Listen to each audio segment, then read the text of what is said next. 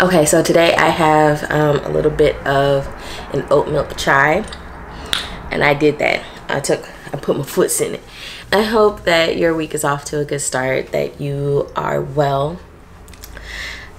You know, today was one of those days where I was like, what am I going to talk to my family about? Not quite sure. Most weeks that I sit before you, I have been reflecting on various things, and I'll have a little list of what I want to talk about with my notes and things like that. And some days it's like today, and I'm just catching a vibe and rocking off the dome with you. So I'm actually gonna light my candle so we can catch a vibe. So, and this candle smells so good. Yes, it's called Focus, and so maybe I can catch some focus while we're chatting. I have been practicing over the last few months in particular, being gentle with myself, and I have found that gentleness has been a very challenging lesson for me, and I don't know if anybody else has felt like that, but you know, I grew up under the understanding that I had to work hard, that I had to work harder, be better, and to do more to prove myself just as capable. And because of that, I have become quite hard on myself for decades now. That's kind of how I got where I am, is by being hard on myself and really pushing myself. I admittedly am a hard boss with myself. Not so much with other people. Like, I am much more empathetic and compassionate toward other people, but myself, ooh, child. Sometimes the way I talk to myself. And what I have been learning, especially upon completing school, has been that I gotta recalibrate. And part of my recalibration practice has been to practice being softer towards myself, practicing being more gentle with myself, because I deserve to have that, right? And the expectation that other people will always provide me with that sort of soft, empathetic, compassionate, gentle treatment that I desire means that I will always look for that to come from outside of myself. And I think one of the big things that I've been learning is to look for the things that I desire within myself, and if they're not there, to cultivate them as a practice.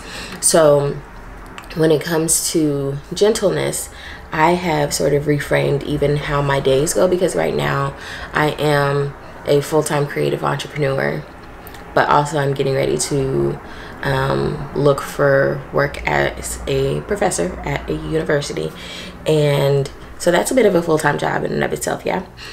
But I am responsible for myself. I am a conglomerate of one. And I only have to answer to myself in this moment, which is a blessing, because, you know, how often are we in a position where the only person we have to actually please and respond to is ourselves? And so being my own boss has been a gift in that way, because I've been able to formulate my days differently, which I really have needed. Prior to now, I was working feverishly for 10-12 hours a day writing. Exhausting.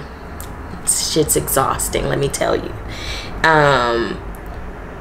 And I had to unlearn that sort of busyness in terms of work and responsibility and expectation. And I am learning to be a lot more compassionate towards myself, and that's essentially what I think, you know, being gentle with myself means. responding to myself, to my emotions, to, you know, what I'm thinking and experiencing in such a way to where it's like I'm handling the younger version of myself. Because, you know, I think everybody should do this. I don't know that everybody does this, but I'm a longtime educator. So when I am speaking to children, especially younger children, we're talking about kindergarten down, you definitely have to use a certain different sort of language and tonality to speak with children, because, you know, there are things that have not quite developed in them yet, like a sense of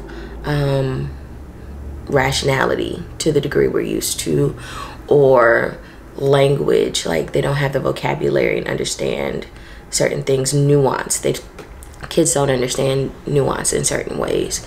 And so when I'm speaking with children, I am a lot more gentle, a lot more patient, and I have had to learn how to extend that treatment to myself. I've had to learn how to not push myself too hard, because admittedly, growing up in you know, this sort of society where your production seems to be your value, where everybody is telling you have to grind harder, you have to do more, you have to have grit and all things.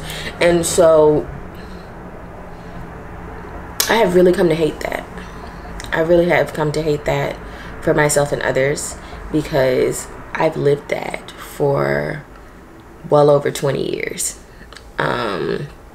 Being hard on myself, pushing when I'm tired, pushing past my limits. And, you know, that's going to be a story time for later, what it has looked like for me to really know that I have gone beyond my limits and still push myself to go. Holy moly. That's destructive. It is so destructive. It is evil. And I don't think I'll ever do that to myself again. But learning how to speak nicer to myself has been quite a challenge, because I'm used to just making myself work, making myself do things, making myself feel like nothing is ever enough. And, you know, just to be honest, like the way I feel about our society and the capitalist system, it's a vacuum. It is a black hole. There will never be enough. So I have had to learn how to pull back and say, nope. What do you need today, girl? Why are you upset? What's making you upset? Why are you sad? Why are you anxious? Because she suffers with anxiety and a side of depression. They come together most times in my life. And so learning to be kinder to myself with those sorts of things has given me a certain sort of freedom, because it has caused me to take what I would normally look outside of myself for and to turn inward, to cultivate it within myself, to say, you know, you are so compassionate and so empathetic towards other people. You just treat them with a lot of love. But you don't do that for yourself. Like, you talk extremely harshly and you expect so much of yourself. So let's try taking all that love and care you give to another person and give some of that to yourself. Let's just try it. And it has definitely been hard. It has been such an intention for me to say, okay, you know, our work day consists of getting up, making sure we do our practice in the morning, having our sacred time, reading because we like to read and like recultivating our love of reading, important. Then we're gonna do some work. It's gonna be fine. We're not gonna probably work more than 3 or 4 hours at a time. Cute. And then we're gonna take a nap in the middle of the day. 12 o'clock come around, it's time to say, are we hungry? And then time to lay it down, at least until 2 or 3. And then if you want to pick it back up till 7, 8. By 9 o'clock, you need to be wrapping it up and getting ready to get in bed. So having that sort of expectation of myself has really showed me what it means to be compassionate towards myself, to really care for self. Like, I think that is self-care, is putting some boundaries on what you will do and what you won't do for yourself day to day, to make sure that you can continue in a more long-lasting way to do what you want to do. And learning that you can't be much good to anyone else if you've run yourself into the ground. So I think gentleness is an important practice to cultivate towards ourselves. And I do a lot of things to talk down to myself. So having to take gentler tones towards Sharde, to speak to Sharde as if she was a kid sometimes. Not in a sort of sarcastic or disparaging kind of way, but in an actual, like, hey, are you okay? What's upsetting you? It's okay if you sit with yourself and, you know, feel the feelings. That's fine. You want to write about it? Do you want to color about it? Like, it seems, I guess it seems a little counterintuitive and maybe a little childish, but I think that when you do that, you hold space for yourself, which is, I think, is even more important than having people hold space for you. Like, it's great to have people that hold space for you, but sometimes that, one, is something you can do for yourself, or two, is not something readily available to you. So it's nice to be able to step back and allow yourself the room to go through whatever you're thinking or feeling, and sort of work your way through those various emotions and thoughts. And I do that for myself as well as with my friends or with my therapist. Like, I have people that do that, but I think it is a supreme act of self-care to be able to do that for yourself, and to want to do that for yourself, and to cultivate a practice of doing that for yourself, because then you can get quiet and find some presence and work through that with a compassion towards yourself that, you know, many of us are ready to give to other people, but sometimes find it hard to lend to ourselves. So that's where we landed. Gentleness, an important practice to cultivate, and a means of allowing ourselves to be who we are and where we are at any given moment.